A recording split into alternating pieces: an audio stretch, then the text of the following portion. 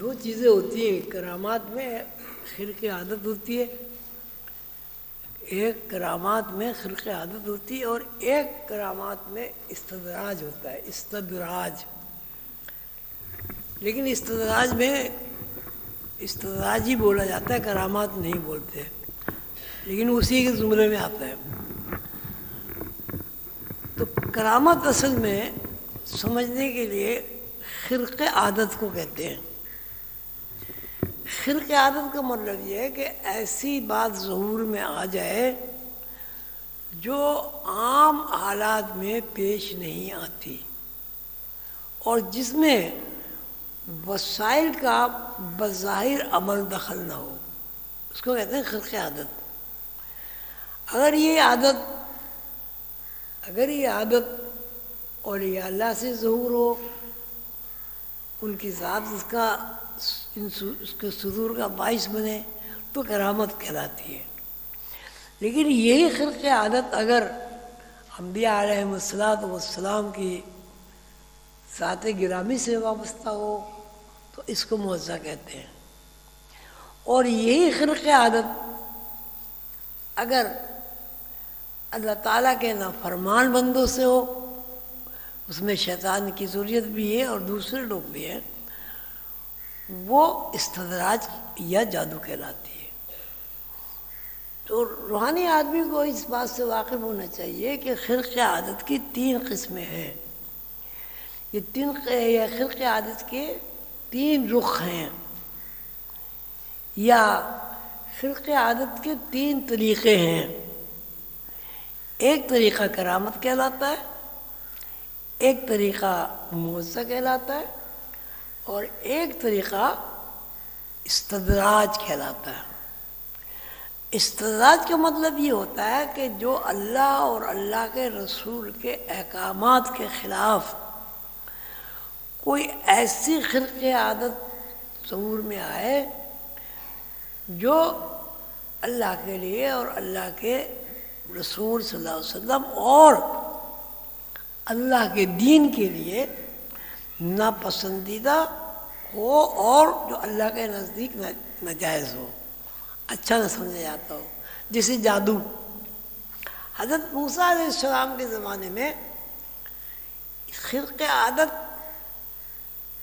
استدراج اور معجزے کا ظہور ہوا ہے. حضرت موسیٰ علیہ السلام جب میدان میں تشریف لے گئے تو جادوگروں نے رسیاں اور بانس پھینکے، تو رسیاں اور بانس جو ہے وہ سانپ اور اژدہا بن گئے. اب اس بات کو آپ نے اس طرح بھی سمجھے کہ انہوں نے جادو کیا، جادوگری کا کرشمہ دکھایا، یعنی جادوگروں نے. یہ جو کرشمہ دکھایا گیا ہے اس کو روحانیت میں استدراج کہتے ہیں. اب دوسری بات جو ظہور میں آئی وہ یہ ہے کہ حضرت موسیٰ علیہ السلام نے اللہ تعالیٰ کے حکم سے لا تخف ولا تحزن ان اللہ معنا، اللہ تعالیٰ نے حضرت موسیٰ علیہ السلام سے فرمایا کہ نہ ڈر اور نہ خوف کر، نہ ڈر اور نہ خوف کر، اپنا عصا پھینک دے. لا تخف ولا تحزن ان اللہ معنا، کے ساتھ اللہ ہے. تو آپ سب لوگ واقف ہیں کہ حضرت موسیٰ علیہ السلام نے جب اپنا عصا پھینکا یا زمین پر ڈالا تو وہ اژدہا بن گیا. جب وہ اژدہا بن گیا اور اس اژدہا نے جتنے سانپ اور حشرات الارض بنے تھے ان سب کو نگل لیا. جب ان سب کو نگل لیا تو حضرت موسیٰ علیہ السلام نے اس اژدہے کے گردن پر ہی جہاں بھی ہاتھ رکھا اور اسے اٹھایا تو پھر وہ عصا بن گیا. لیکن جادوگروں نے جو رسیاں پھینکی اور وہ سانپ بن گئے، اس کو نہ کرامت کہا جائے گا نہ معجزہ ہے، وہ استدراج ہے. اس کو جادو بھی دے سکتے ہیں، جادو ہے، استدراج ہے. تو پہلی بات جو سمجھنے کی وہ یہ ہے کہ جادو اور استدراج ایک ہی چیز ہے، اور کرامت اور معجزہ خرق عادت کے زمرے میں آتا ہے. آپ یہ بھی کہہ سکتے ہیں کہ خرق عادت تو جادو والی بھی ہوئی، لیکن یہ چونکہ یہ طرز فکر اللہ تعالیٰ کے لیے ناپسندیدہ ہے، اس لیے اس کو ہم جادو کہتے ہیں، شیطنت بھی کہتے ہیں، ابلیسیت بھی کہتے ہیں.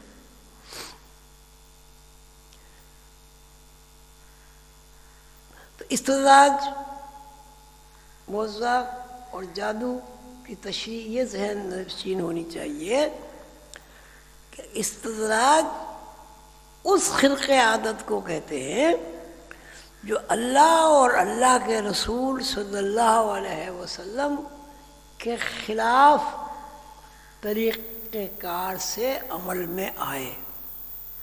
جو اللہ اور اللہ کے رسول صلی اللہ علیہ وسلم اور اللہ کے ساری کتابیں اور انبیاء ساری اس میں آ گئے، ان کے خلاف عمل میں آئے کوئی خرق عادت، اسے دی استدراج کہتے ہیں، جادو کہتے ہیں.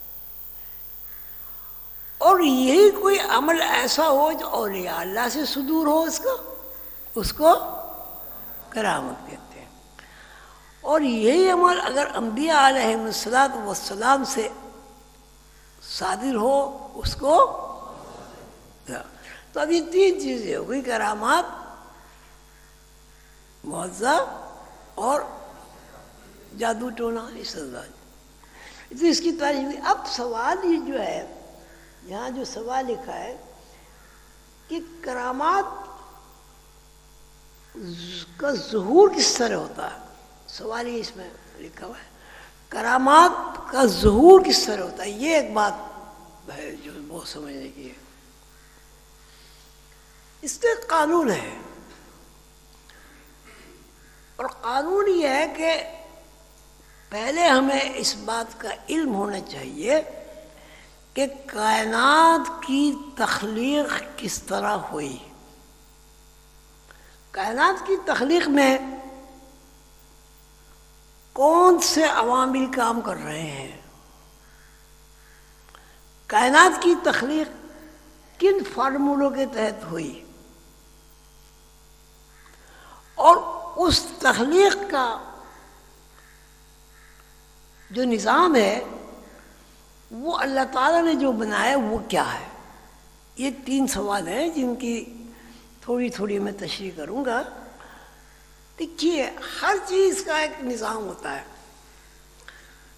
مثلا آپ کہتے ہیں روٹی،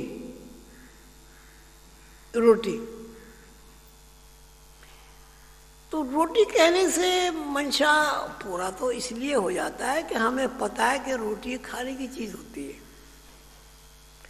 لیکن سوال یہ ہے کہ روٹی بنی کس طرح، اور روٹی بننے کے عوامل کیا ہوئے،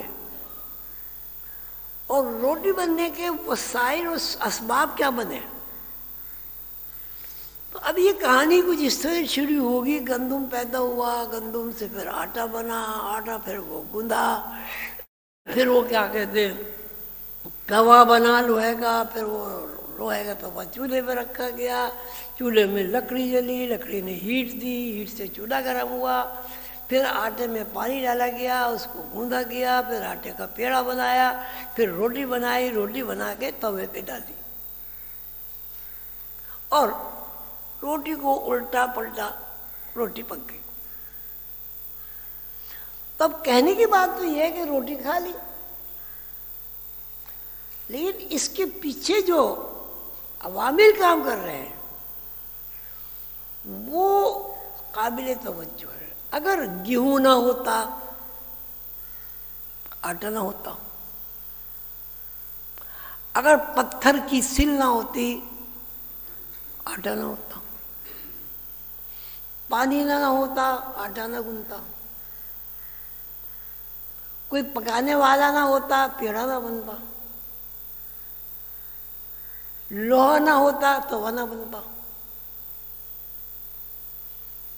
چولہا نہ ہوتا اس میں آگ نہ جلتی، آگ نہ ہوتی ہیٹ نہ ملتی۔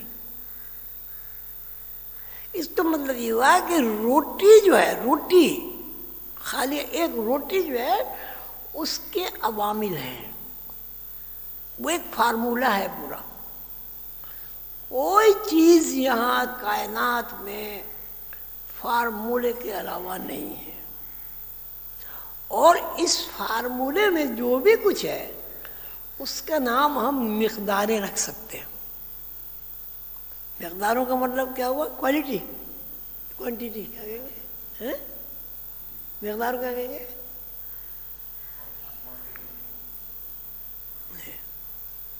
کیوں بھائی؟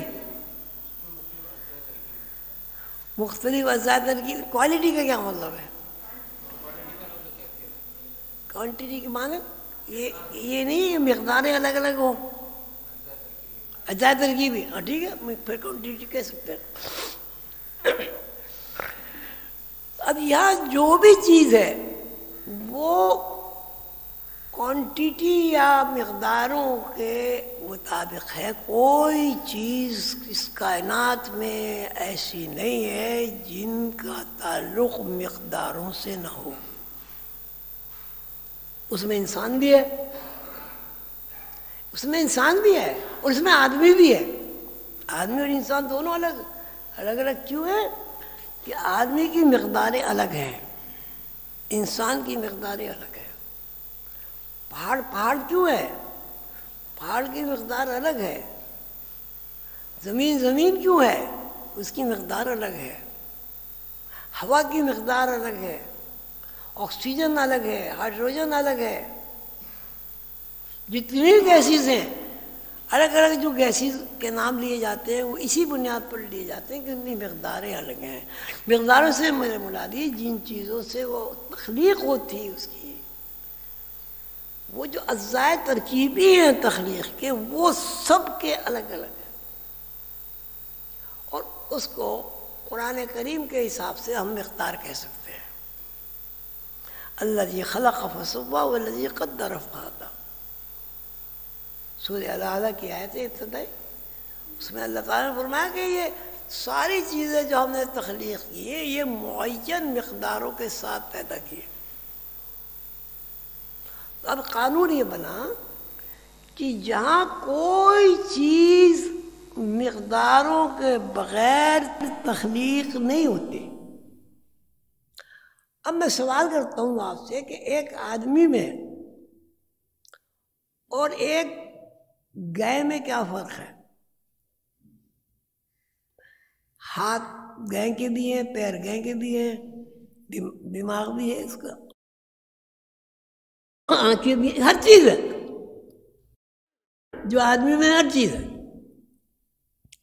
تو یہ الگ الگ کیوں ہے؟ سب کیوں الگ الگ ہے؟ مقداروں کی وجہ سے الگ الگ ہے۔ مثلا سننا، اب سننا ایک آواز ہے، ویو لینتھ ہے، اس کے اتار چڑھاؤ سے ہم آواز کو سنتے ہیں، سننا۔ اب اس کے لیے یہ کان اللہ تعالیٰ نے بنائے۔ اب بات یہ کان ایک ذریعہ بنے سننے کا، یہ ایک مقدار بن گئی۔ اب گدھے کے کان الگ ہیں، کتے کے الگ ہیں، کبوتر کے الگ ہیں، آدمی کے الگ ہیں، بندر کے الگ ہیں، لیکن وہ کان ہیں۔ یہ الگ الگ کیوں ہیں؟ یہ الگ الگ اس لیے ہیں کہ ان کی مقداریں الگ الگ متعین ہیں۔ کان تو اس کے بھی ہیں، بکرے کے بھی اتنے بڑے بڑے، ان سے وہ سنتا ہے. کبوتر کے بھی ہیں، اس کے پروں میں چھپے ہوتے ہیں، نظر ہی نہیں آتے ہیں، وہ بھی سنتے ہیں. سننے کا جو ایک عمل ہے، ویو لینتھ تھا، وہ سب میں ہے، ہر جانور میں ہے، ہر چیز میں ہے. لیکن فرق ہے سب میں. گدھے کے کان الگ ہوں گے، کتے کے الگ ہوں گے، کبوتر کے الگ ہوں گے، آدمی کے الگ ہوں گے. کیوں الگ ہوں گے؟ کہ مقداریں الگ ہیں. الذی خلق فسوی والذی قدر فہدی، مقداریں الگ الگ ہوں گی. یہ میں نے مختصر سا قانون اس لیے بیان کیا کہ تاکہ میں کچھ آپ کو سمجھانا چاہتا ہوں کرامات کس طرح ظہور میں آتی ہیں. تو جب یہ طے ہو گیا کہ یہاں مقداروں کے علاوہ کچھ نہیں ہے، مقداروں کے رد و بدل سے آواز میں بھی تبدیلی ہو جاتی ہے، سننے میں بھی تبدیلی ہو جاتی ہے، ویو لینتھ میں بھی تبدیلی آ جاتی ہے، اور دور قریب کی بھی تبدیلی آ جاتی ہے. تو اب اس کا مطلب ہے اگر کوئی آدمی بہرا ہے،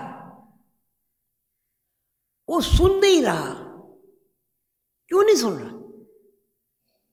اس لیے نہیں سن رہا ہے کہ آواز کی ویو لینتھ جو ہے وہ اس میں ڈسٹربنس پیدا ہو گیا.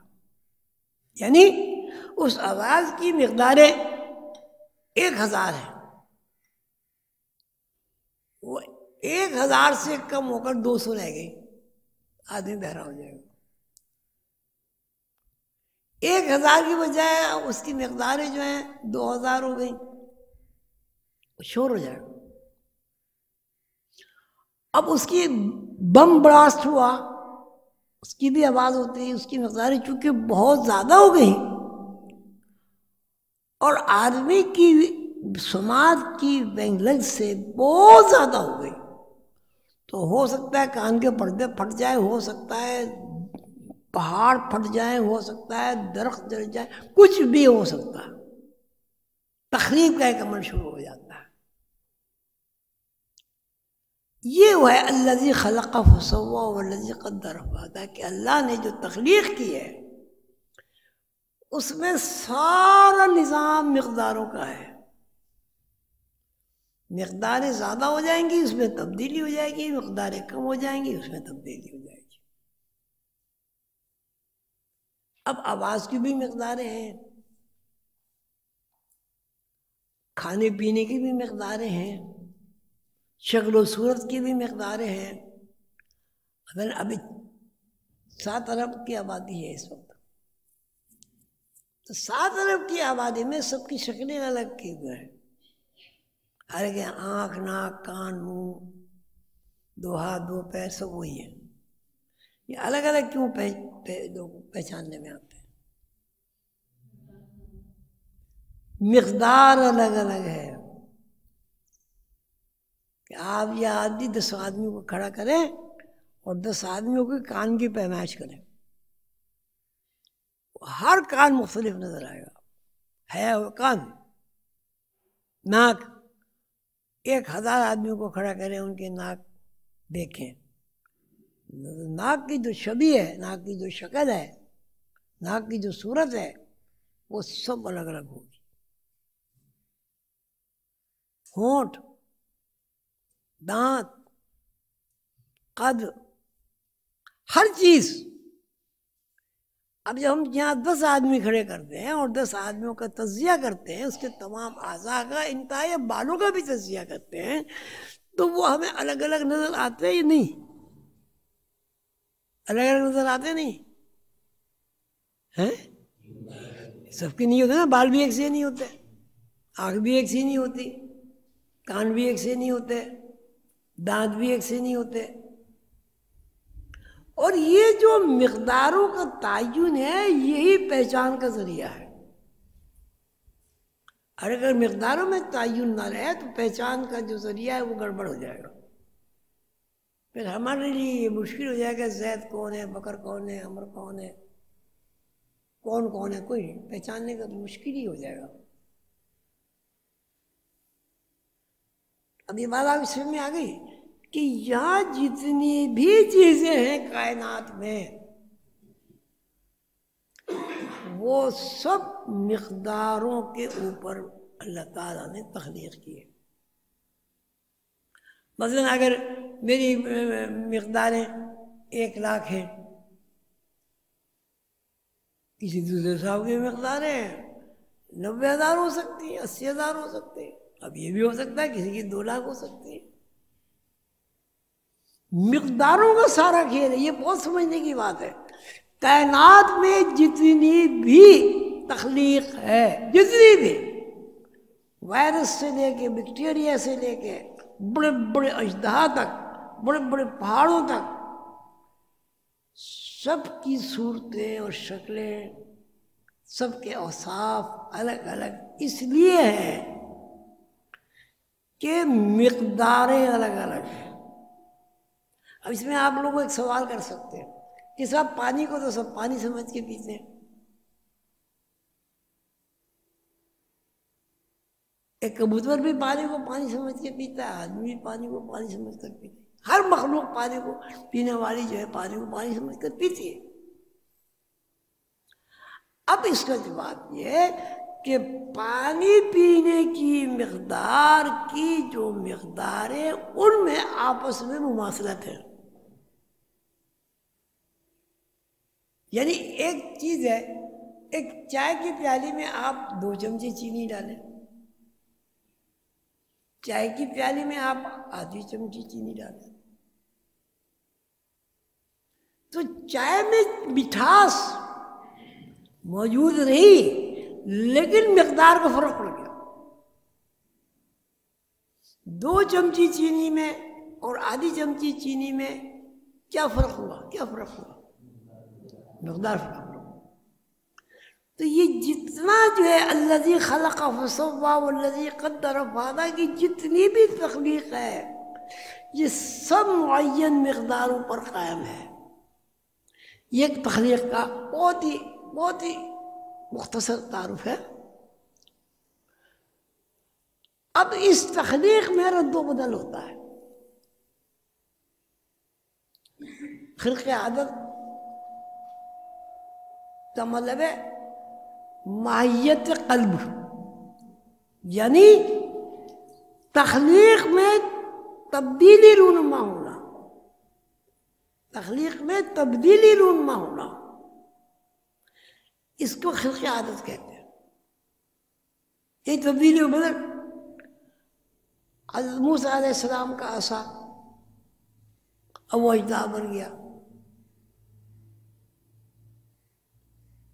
یہ تبدیلی ہوگی نا. کائے میں تبدیلی ہوئی، کائے میں تبدیلی ہوئی،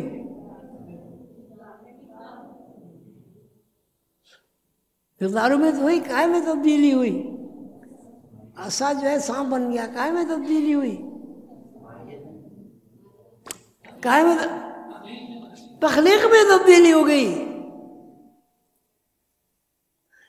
لیکن پھر غور طلب بات یہ ہے کہ تخلیق میں تبدیلی کا مطلب یہ نہیں ہوا کہ اس کے کوئی فارمولے میں تبدیلی آ گئی. فارمولہ وہی رہا، فارمولے کے اجزائے ترکیبی میں رد و بدل ہو گئی.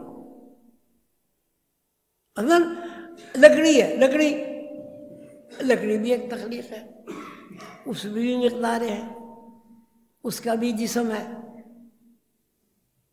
درخت بھی پانی پیتا ہے، درخت کو بھی غذا چاہیے جو مٹی سے مل رہی ہے اسے، درخت کو بھی غذا چاہیے جو پانی سے مل رہی ہے اسے، درخت کو بھی غذا چاہیے جو آکسیجن سے مل رہی ہے اسے، وغیرہ وغیرہ. اسی طرح سانپ کو بھی غذا چاہیے، اژدہے کو بھی غذا چاہیے. ہوا کیا خلق عادت میں؟ ہوا کیا؟ عادت یہ ہے کہ سانپ ایک حرکت، چلتی پھرتی حرکت ہے، حرکت ہے اس میں. ایک یہ کہ بظاہر ہمیں یہ نظر آیا اس میں حرکت نہیں ہے لکڑی میں، لیکن نہیں، لکڑی میں اگر حرکت نہیں ہوگی تو اس کا بیج کا درخت نہیں بنے گا. بیج میں اتنا سا ہوتا ہے، نکلتا ہے، کیا کہتے ہیں اس کے آدمی چٹکی مارے وہ ٹوٹ جائے. اتنا باریک سا ہوتا ہے، بہت باریک سا، کیا کہتے ہیں اسے؟ کوپر کہہ لیجیے. کوپر میں یوں مارے، چٹکی یوں مارے، کیا ہوگا؟ اور ایک بڑ کا درخت ہو بڑا، اس میں کلاڑے مارے آپ، کیا ہوگا؟ اسی طرح ایک بچہ پیدا ہوا آدمی کا، اس کے آپ زور سے چٹکی مارے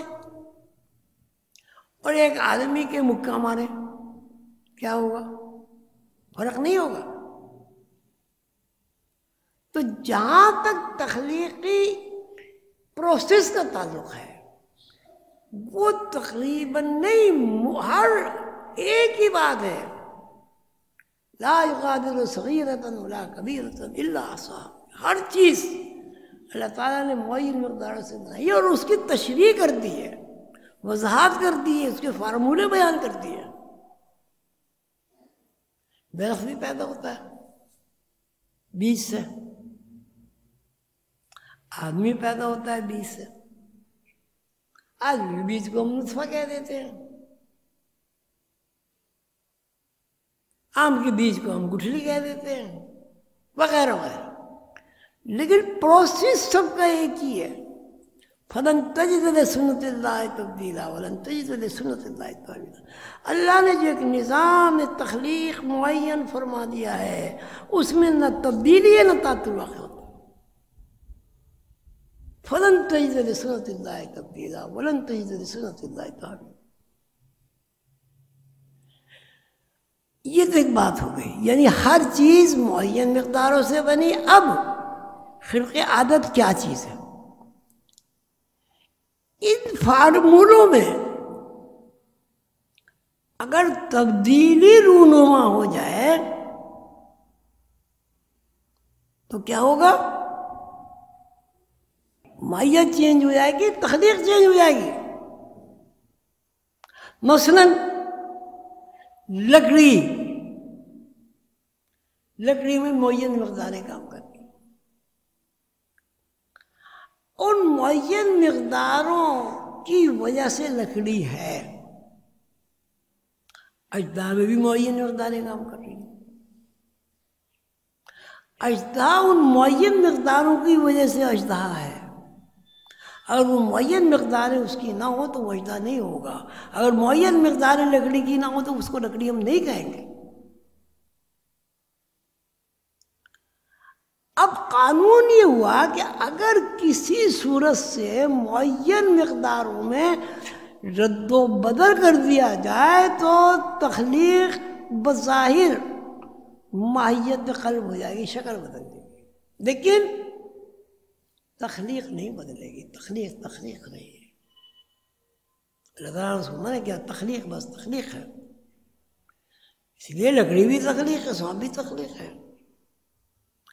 تو موسیٰ علیہ السلام نے اللہ تعالیٰ کے حکم سے لا تخف ولا تحزن ان اللہ معنا پھینک دیا. ایسا ڈر و خوف کی ضرورت نہیں ہے، اللہ تیری ساتھ ہے. جب انہوں نے بسم اللہ الرحمن الرحیم کر کے اللہ اور اس قانون کے تحت جب انہوں نے اس عصا کو زمین پہ رکھا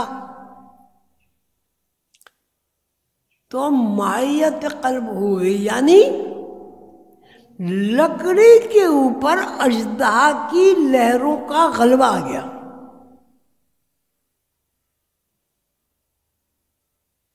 اور نتیجے میں جب ماہیت قلب ہوئی، مقداروں میں رد و بدل ہوا. دیکھیے رد و بدل اور چیز ہے، ختم ہونا اور چیز ہے. رد و بدل ہوا یعنی رد و بدل کیا مطلب؟ لکڑی کے اوپر اژدہا کی مقداریں غالب آ گئی. اور جب حضرت موسیٰ علیہ السلام نے بسم اللہ الرحمن الرحیم پڑھ کے اس اژدہا کو پکڑا پھر کیا ہوا؟ کیوں کیوں؟ موسیٰ علیہ السلام نے جب اژدہا کو پکڑا تو ایسا بن گیا دوبارہ. کیوں؟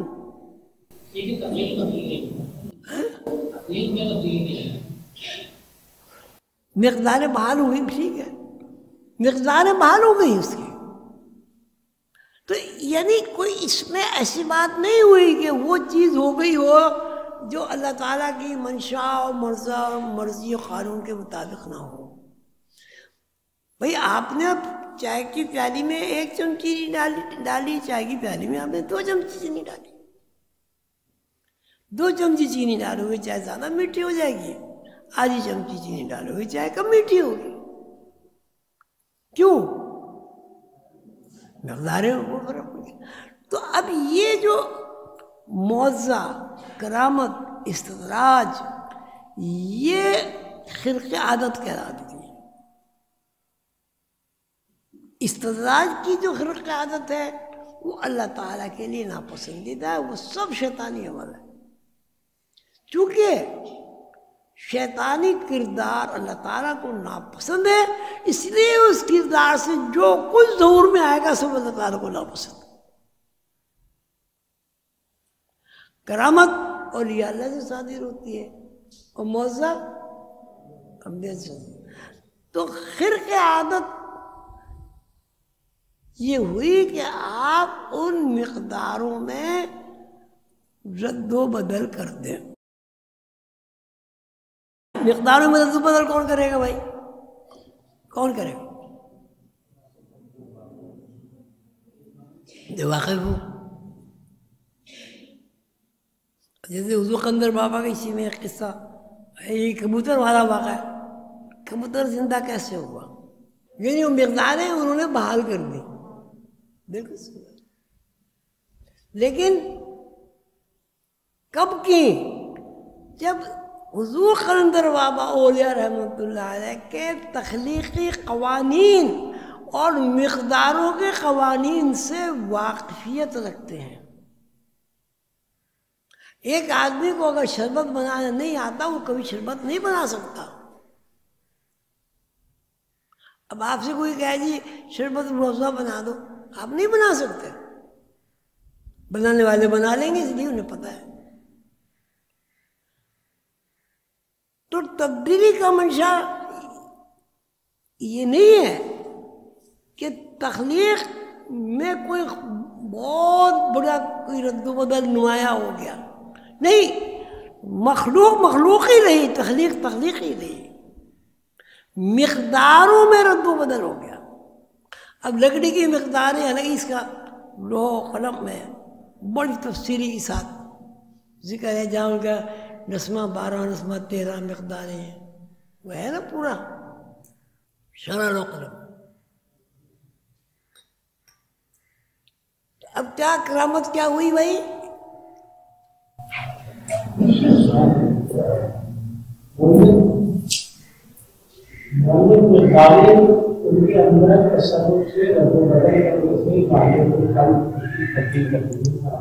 یہ کرامت ہو گئی. اور یہی چیز انبیاء علیہ السلام فرمائیں، اور یہی چیز استدراج والے کہلائیں جو اللہ کو، اللہ کے رسول کو نہیں مانتے. کوئی سوال کرنا ہے کسی کو؟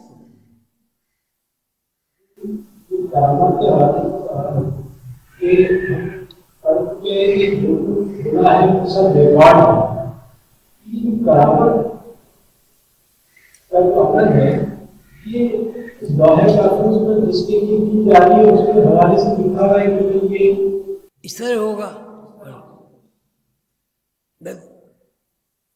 لا یغادر صغیرۃ ولا کبیرۃ الا احصاها.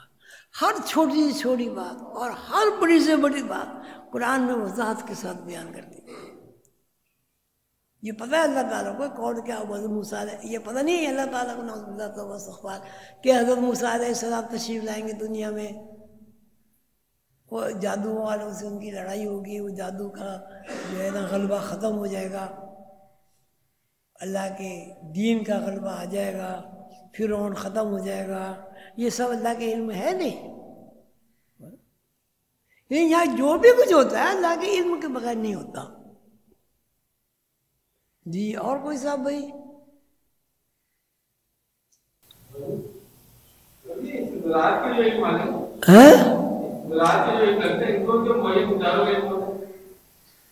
ہاں بڑا اچھا سوال کیا، بڑا اچھا سوال کیا. جی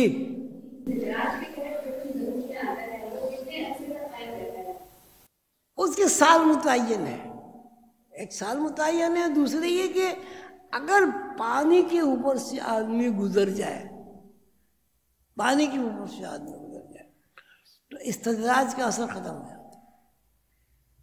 مثلا کسی کے اوپر جادو ہو گیا، اب اس کو آپ گزار دیجئے، اس میں کشتی میں بٹھا کے سمندر پار کرا دیجئے، کوئی دریا پار کرا دیجئے تو جادو کا اثر شاید ہو جائے. اس کا بھی قانون ہے کیوں ایسا ہو جاتا ہے. کہ آپ نے کیا سوال کیا تھا؟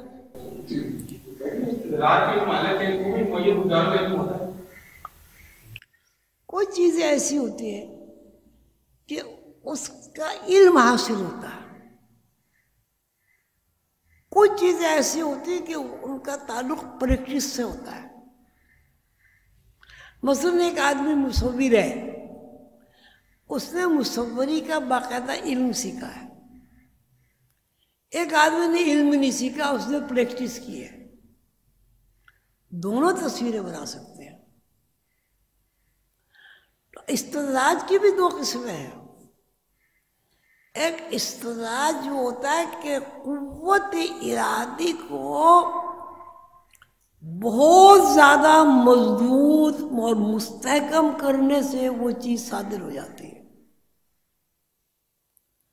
اور قوت ارادی کو مستحکم اور مضبوط کرنے کا مطلب یہ ہے کہ اگر آپ ارادے کے ساتھ اور آپ کے ذہن میں کوئی اور چیز نہ ہے، آپ لوہے کے اوپر 1.25 مرتبہ تسلسل کے ساتھ ہتھیار ماریں، وہ پگھل جائے. یہ قانون ہے. لیکن قوت ارادی اتنی مستحکم اور مضبوط ہونی چاہیے کہ اس میں انٹرفیئرنس نہ ہو. یہی وجہ ہے کہ آپ نے سنا ہے، پڑھا ہے، واقعی بھی ہے کہ وظیفے پڑھائے جاتے ہیں اور اس میں 1.25 لاکھ کی تعداد پڑھائی جاتی ہے. اور 1.25 لاکھ کی تعداد جو ہے اس میں دینوں کا تعین بھی کیا جاتا ہے. وہ بھی یہی ہے کہ 1.25 لاکھ مرتبہ پڑھنے سے لاشعور میں ایسی ضرب پڑ جاتی ہے کہ لاشعور اس بات سے واقف ہو جاتا ہے جب کوئی آدمی ایک بات کہے گا تو اس کا وزن 1.25 لاکھ بات کی وزن کے برابر ہوگا. ایک ہی طریقہ. دوسرا طریقہ یہ ہے کہ استدراج باقاعدہ سیکھا جاتا ہے. تو استدراج جو سیکھا جاتا ہے اس میں زیادہ تر اگر وہ استدراج ہے، جادو ہے، سفلی ہے، ٹونا ہے، تو سفلی ہے اس میں گندگی اور غلاظہ، تعفن، بدعقیدگی کا ہونا ضروری ہے. اور ایک کالی بائی، ان کا مامور بخش، ایک نہیں بے شمار اس کے نام انہوں نے رکھے ہوئے ہیں، پچھل تیری وغیرہ وغیرہ. تو یہ جو نام ہے، یہ نام اصل میں اس استدراج والوں نے اپنی منزلوں کے رکھے ہوئے ہیں. لیکن ان کو بھی مشق کرنی پڑتی ہے.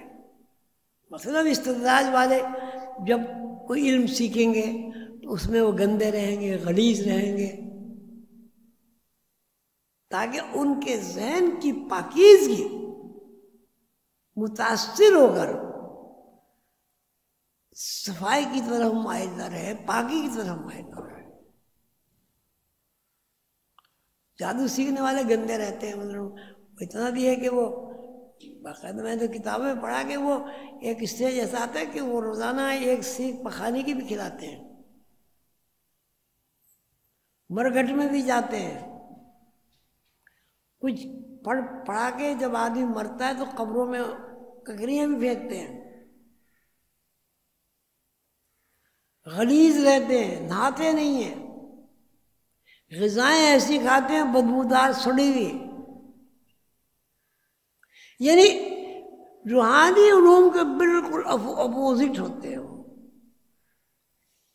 اب آپ کہیں گے یہ کیا بات صحیح، گندگی، دیکھیے اس کا مطلب یہ ہوا کہ وہ ہر وہ کام کرتے ہیں جس کو اللہ تعالیٰ نے منع فرمایا، مخاصمت، مخالفت، بغاوت، اگر ان کے اندر نہ ہو تو وہ استدراج نہیں سیکھ سکتے۔ شیطان کیا ہے؟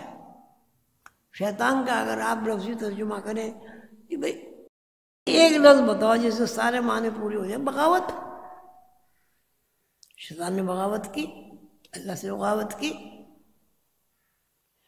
تو اللہ کا جو باغی ہے ظاہر ہے ہر وہ کام اس کے لیے پسندیدہ ہوگا جو اللہ کو ناپسند ہو۔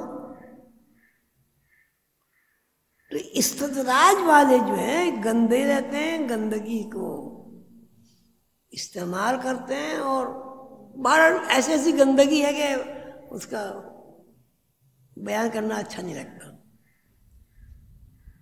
لیکن بغیر گندگی کے وہ استدراج نہیں سیکھتے وہ تو اب استدراج کو ایک باغیانہ عمل بھی کہہ سکتے ہیں۔ اور کوئی صاحب؟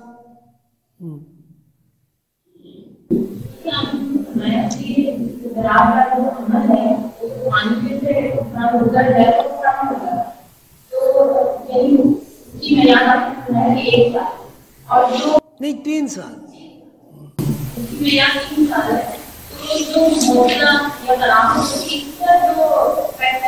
ہاں اس کا بھی قانون، اس کا بھی قانون۔ اور بالکل عجیب بات ہے، بالکل یہی سوال میں نے اپنے پیر مرشد حضور قندر بابا سے کیا تھا، بالکل یہ جو آپ کہہ کہ آپ نے کیا۔ انہوں نے اس بات میں فرمایا تھا کہ استدراج کا اثر جو ہے وہ فضا سے بھی ختم ہو جاتا ہے، استدراج کا اثر پانی کے اوپر سے گزرنے سے بھی ختم ہو جاتا ہے، استدراج کا عمل کوئی ورد کر رہے آدمی قرآن کا اس سے بھی ہو جاتا ہے، یا کوئی آدمی دم درود کر دے اس سے بھی ہو جاتا ہے، طریقے ہیں مختلف۔ ہاں معجزہ اور کرامت کا اثر جو ہے وہ ختم نہیں ہوتا جب تک کہ صاحب کرامت اس کو ختم نہ کرے، یہ فرق ہے اس میں۔ معجزہ تو ٹھیک ہے، حضرت موسیٰ علیہ السلام نے عصا پھینکا، بن گیا، تو عصا کب بنا؟ عصا کب بنا؟ یعنی انہوں نے جب واپس کیا اس کو، تو جب تک صاحب کرامت اس کرامت کو الگ نہ کرے اس وقت تک وہ اثر ظاہر نہیں رہے گا۔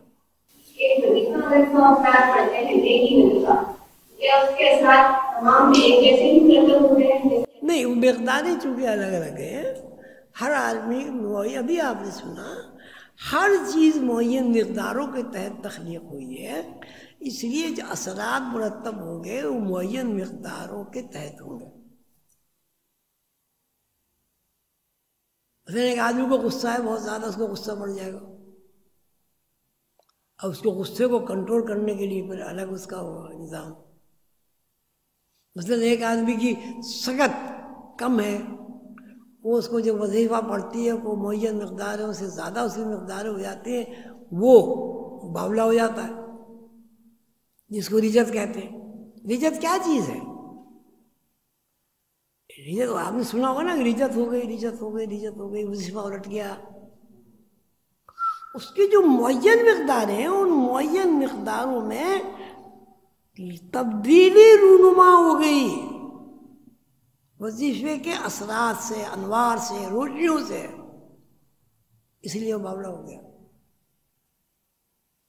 اسی لیے کہا جاتا ہے کہ وظیفے پڑھنا کوئی اچھی بات نہیں ہے، بہت اچھی بات نہیں ہے، جب تک کہ پیچھے ایسا استاد موجود نہ ہو، جب تک کہ وہ خود عامل نہ ہو اور قوانین سے واقف نہ ہو.